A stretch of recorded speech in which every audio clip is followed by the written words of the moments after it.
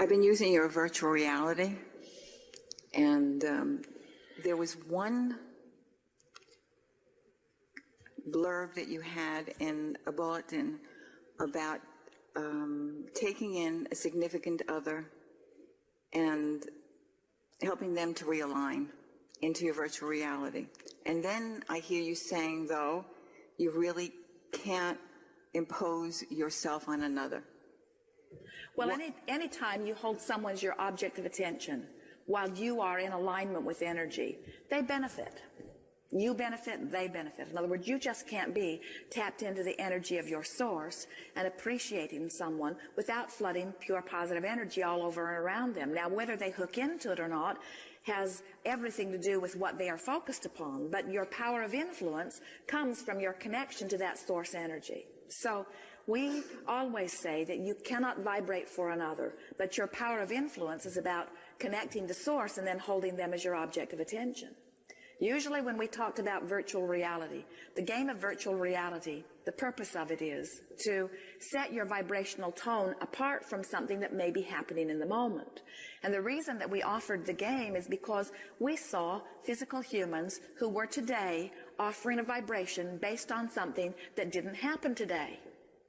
They were offering a vibration today, sometimes based on something that happened 20 years ago. Sometimes they were offering a vibration today based on something that they don't even remember that happened 20 years ago, but it happened 20 years ago and then they've just thought similar thoughts every day since. So today they're still offering a vibration even though it has nothing to do with who they are and what they now want. So we thought that it would be good to divulge to all of you that the vibration that you're offering is because of whatever you're focused upon, and that the universe responds to it, whether it's something that you are focused upon in your reality or something you're conjuring in your mind. In other words, it does not matter why you offer the vibration, what's causing you to offer the vibration. The fact that you are offering it makes it your point of attraction. So we thought that it might be worthwhile to sort of stimulate some of you to the awareness that you could start conjuring on a regular basis for no good reason other than the only good reason, which is to feel good while you do it, and that you could set the tone of your vibration so that you could be standing in reality in a place of poverty, in a place of broken relationship, in a place of broken body, in a place of confusion. You could be standing with some of that or all of that in your now. And you could ignore now by conjuring a fantasy and getting so good at conjuring it that you feel good when you conjure it and you do it often. And you could shift the vibration of your being from the reality to something quite different, and the universe would respond to you as if you were already there. So that the transfer from a place you don't want to be to a place that you do want to be is as easy as imagining in your mind. Could you do that with finances for me? Would you show me how you start with a situation where my husband, my daughters will say we're financially lacking, and help bridge gradually to a place where they feel abundant? Well, we can help you do that, but that's not what virtual reality is about. Right. Virtual reality is saying, since I'm thinking about finances and feeling bad, rather than taking the subject of finances and trying to shift the vibration of that into something that feels good, which usually isn't very likely because my husband's been, my daughter's been beating the drum of not enough money, and now all of a sudden for me to start beating the drum of enough money, it's not going to happen very quickly. So why not pick my favorite place that I can imagine being and just go there for a moment to give myself the relief of beating this drum? Because law of allowing says that you don't have to talk about the subject of your desire. You've already talked about the subject of your desire. All you got to do is stop talking about the resistance of the subject of your desire. So if you'll stop talking about not enough money and start talking about the flowers in the garden, while you're talking about the flowers in the garden, you're not offering resistance about not enough money. And that was the purpose of virtual reality, to show yourself firsthand that you could lift yourself vibrationally from the problems and dilemmas that you are living long enough to allow them to leave you.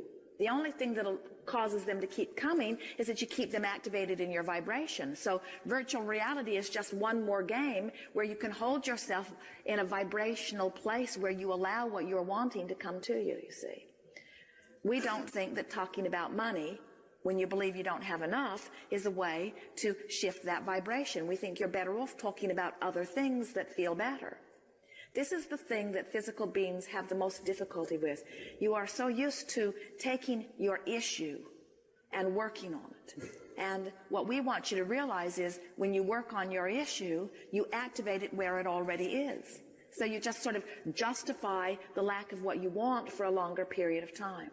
So the game of virtual reality, as with all of our games, is just another game where you distract yourself from what is bothering you long enough that you allow the universe to yield to you what it is already attempting to yield to you if you were not beating the drum that is not allowing it in.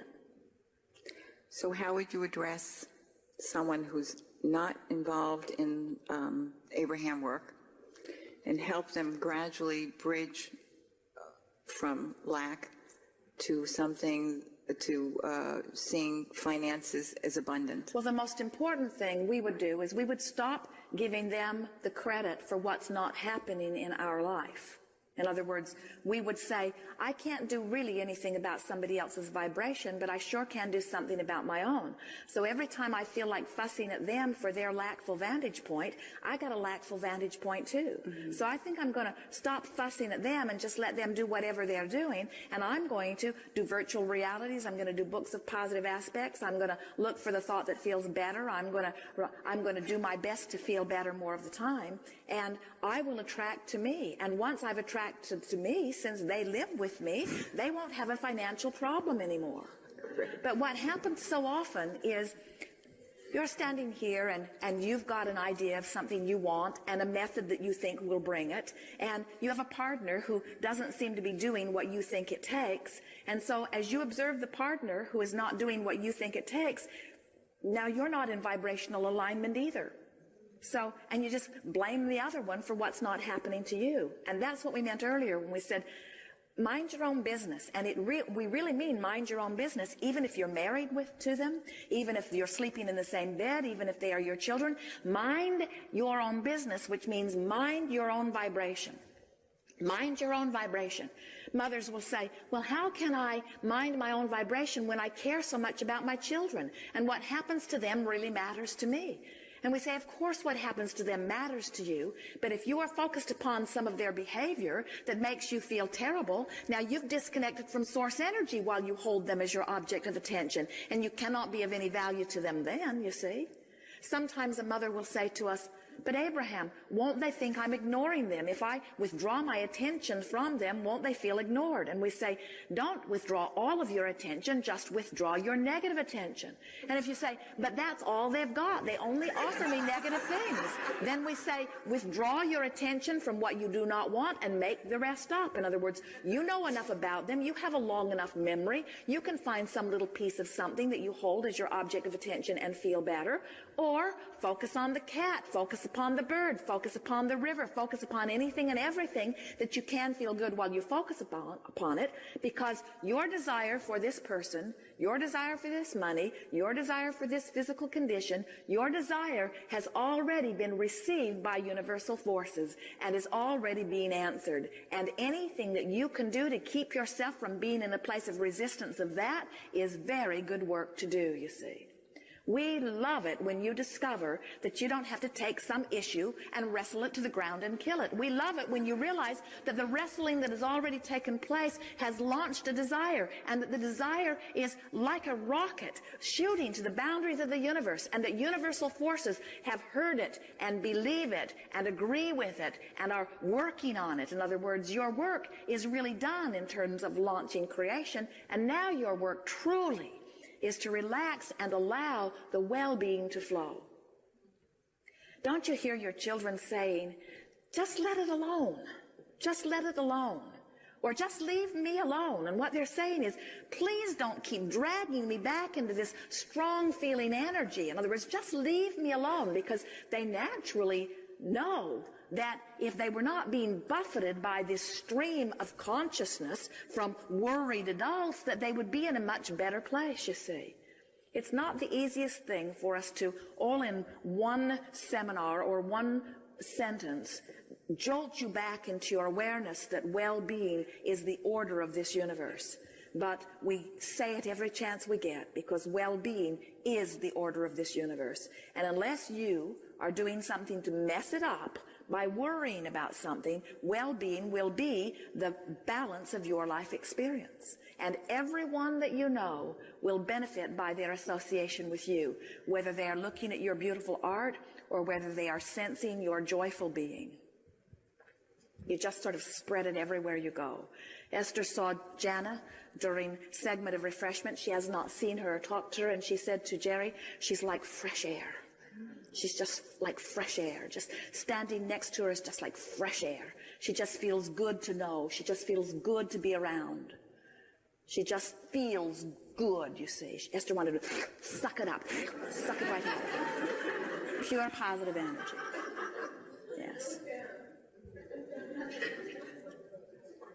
So my sense is being here in your vibration is an uplifting and is an experience that brings us to that place of connection again. Often it is. Often it is. It's everywhere. The opportunity to connect with who you are is everywhere. And once the desire within you is there to connect, you'll find endless reasons to do it. Endless.